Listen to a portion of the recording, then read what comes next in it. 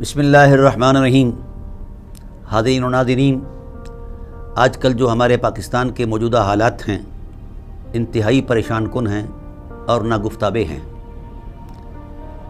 میں یہ سمجھتا ہوں کہ ان حالات کے پیدا کرنے کی جو ذمہ داری ہے وہ ہمارے اداروں پر ہے۔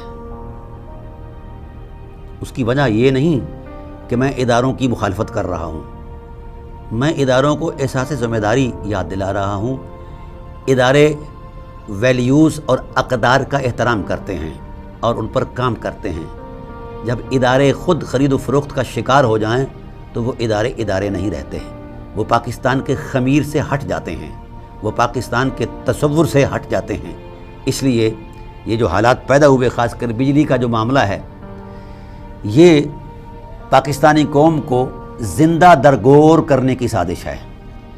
یہ جو مہنگائی کا طوفان ہے یہ پاکستانی قوم کو زندہ درگور کرنے کی سازش ہے، اور یہ طے ہے۔ یہ جو ہمارے بڑے بڑے بن کر آ جاتے ہیں، رہنما بن کر آ گئے، بڑے بڑے مسلح بن کر آ گئے، بڑے بڑے ہمدرد، یہ وہ قاتل ہیں جنہوں نے پاکستان کی اقدار کو قتل کیا، ہمارے اخلاقی رویوں سے کھیلے، ہماری معیشت کو لوٹا۔ اس طرح تو ڈاکو بھی نہیں لوٹتے جس طرح یہ لوٹ کے جا رہے ہیں۔ مجھے حیرت ہے کہ 10 روپے کا اگر کسی نے دھنیا چوری کیا ہے تو وہ 10 سال جیل میں جلتا ہے۔ یہ پاکستانی اداروں کی کارکردگی ہے، اور جس نے سارا ملک لوٹا ہے اس پر کسی قسم کی کوئی جناب والا مواخذہ نہیں ہے۔ وہ نہا دھو کر انگلینڈ میں چلا جائے، سوئٹزرلینڈ میں چلا جائے۔ حیرت ہے کہ یہ سرمایہ لوٹا جاتا ہے پاکستان کی قوم سے، خون نچوڑا جاتا ہے پاکستانیوں کا، اور بینک بیلنس کیا جاتا ہے سوئٹزرلینڈ کے اندر۔ شرم آنی چاہیے۔ ادارے اور یہ کرپٹ حکمران یہ آپس میں ملے جلے ہوئے ہیں، یہ ان کی نورا کشتی بھی ہوتی ہے کبھی کبھی، اور ساتھ ساتھ یہ حصے دار ہیں ایک دوسرے کے۔ سسٹم ان کو بچاتا ہے اور یہ سسٹم کو بچاتے ہیں۔ پاکستانی قوم اب ہلاکت کے دہانے پر ہے۔ پاکستانی قوم یہ طے کر چکی ہے، پاکستانی قوم یہ سمجھ چکی ہے کہ 70 سالوں کے ساتھ ہماری اقدار کے ساتھ، ویلیوز کے ساتھ، معیشت کے ساتھ جو مذاق ہوا، جو ہماری عزتوں کا قتل عام ہوا، جو ہماری عزتیں نیلام ہوئیں، اب وقت آ گیا ہے کہ پاکستانی قوم اٹھ کر انتقام لے۔ اور میں یہ بات پورے وثوق سے عرض کر رہا ہوں کہ جو حکمران عوام کا معاشی قتل جائز سمجھتے ہیں، ایسا بھی ہو سکتا ہے کہ عوام ان کا قتل جائز سمجھے۔ ڈر جائیں ادارے، کردار دیں حکمران، اس وقت سے ڈر جائیں کہ یہ آپ کی بوٹیاں نوچ نوچ کر کھائے یہ عوام، اور آپ کے بچوں کی بوٹیاں نوچ نوچ کر کھائے۔